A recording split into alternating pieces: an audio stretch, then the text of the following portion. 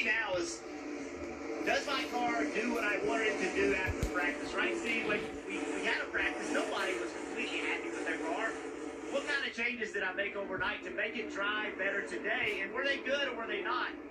Making that decision and what the next changes are going to be under a caution, that's really what this part of the race is about. Well, on board right now with the Bob Discount Furniture Cam on Halen, new scheme on this car, and I don't take his interview quite at face value. He was really downplaying because I do believe he doesn't think he has an advantage due to he does at most tracks with experience.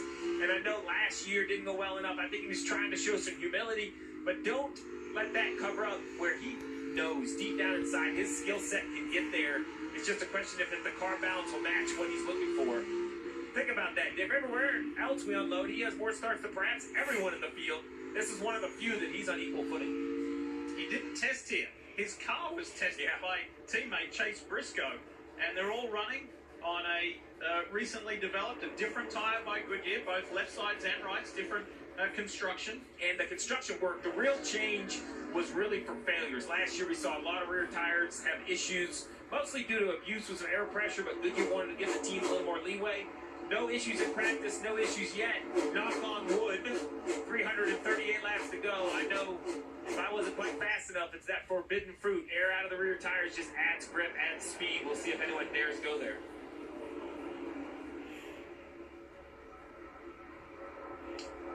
Look at this side by side. That's the 43 of Jones, the 45 of Reddick on the left side of your screen. That bright red 45, and then on the right, that's Riley Herbst in that monster 35 under attack from Suarez.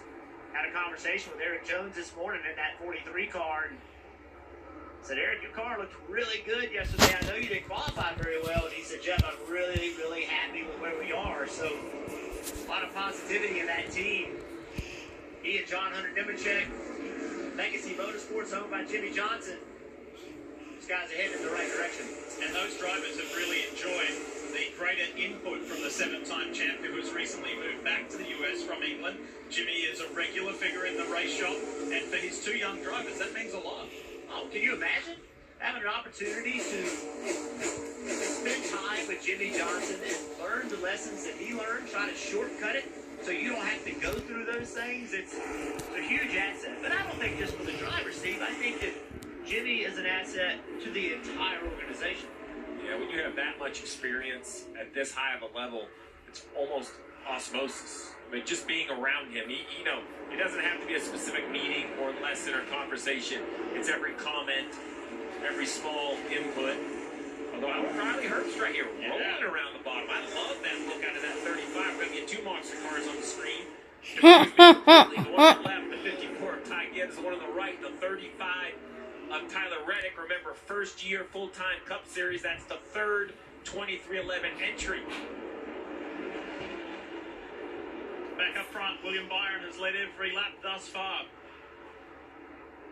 Good, aggressive move early on Briscoe, and then took off. But Austin Cindric and Brad Keselowski are going with him, and you still see that separation from Keselowski to Briscoe, which is 2 seconds. Who do you think's going to win, Papa? I think Brad has the fastest car right here. Trying to find a way to get around Cindric and then ultimately get around. Who do you think's going to win the stage? Marty, what do you have on the 6? 70. Brad Keselowski right now the fastest car on the track. I want to follow up on what Steve said just a moment ago. Steve, fastest car on the track. Brad Keselowski? What was he? Third.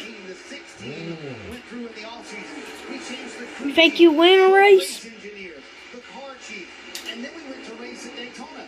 We didn't have any time to get to know each other or practice or really get to know how we should operate the team together. And we've had to learn each other throughout the year.